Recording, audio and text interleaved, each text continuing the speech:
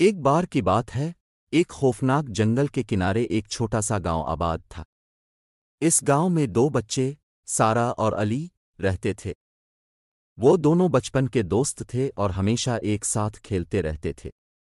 ایک دن ان دونوں نے سوچا کہ کیوں نہ جنگل کی سیر کی جائے۔ سارا اور علی جنگل کے اندر جاتے گئے، درختوں کے سائے گہرے اور خاموشی بڑھتی گئی۔ ہوا میں عجیب سی سرگوشیاں تھیں اور پتوں کی سرسراہٹ سے جنگل مزید ڈراؤنا لگنے لگا۔ لیکن بچوں کو یہ سب ایک مہم کی طرح محسوس ہو رہا تھا۔ جب وہ جنگل کے بیچوں بیچ پہنچے تو انہیں احساس ہوا کہ وہ راستہ بھول چکے ہیں۔ ہر طرف صرف بڑے بڑے درخت اور گھنی جھاڑیاں تھیں۔ خوف کے مارے دونوں ایک دوسرے کا ہاتھ پکڑے آگے بڑھتے رہے، لیکن اب ان کے چہروں پر مہم جوئی کی جگہ خوف نے لے لی تھی۔ تھوڑی دیر بعد انہیں دور ایک مدھم سی روشنی نظر آئی۔ دونوں نے سوچا کہ شاید وہاں کوئی رہتا ہے جو ان کی مدد کر سکے۔ جیسے ہی وہ قریب پہنچے، ان کی آنکھوں کے سامنے ایک پرانی، بوسیدہ جھونپڑی آ گئی۔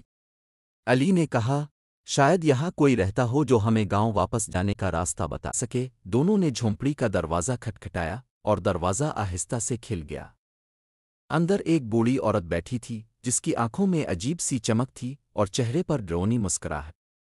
سارا نے دھیرے سے پوچھا، ہم راستہ بھول گئے ہیں، کیا آپ ہماری مدد کر سکتی ہیں؟ بوڑھی عورت نے ہنس کر کہا، ہاں میں تمہاری مدد کر سکتی ہوں، لیکن ایک شرط پر۔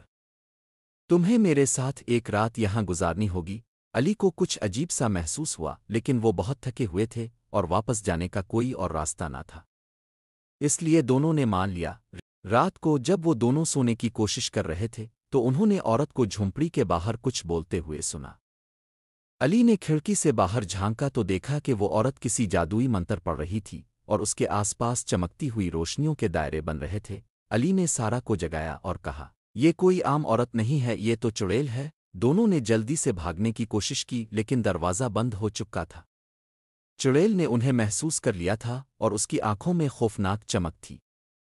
وہ ان کی طرف بڑھنے لگی، لیکن جیسے ہی وہ قریب پہنچی، سارا نے اپنے گلے میں لٹکا ہوا ایک مقدس تعویذ نکالا اور اس کے سامنے کر دیا۔ چڑیل تعویذ کو دیکھ کر پیچھے ہٹ گئی اور غصے میں چیخنے لگی۔ سارا اور علی نے اس موقع کا فائدہ اٹھایا اور جھونپڑی کا دروازہ کھول کر بھاگ نکلے۔ چڑیل ان کے پیچھے بھاگتی رہی، لیکن تعویذ کی طاقت کی وجہ سے وہ ان کے قریب نہ آ سکی۔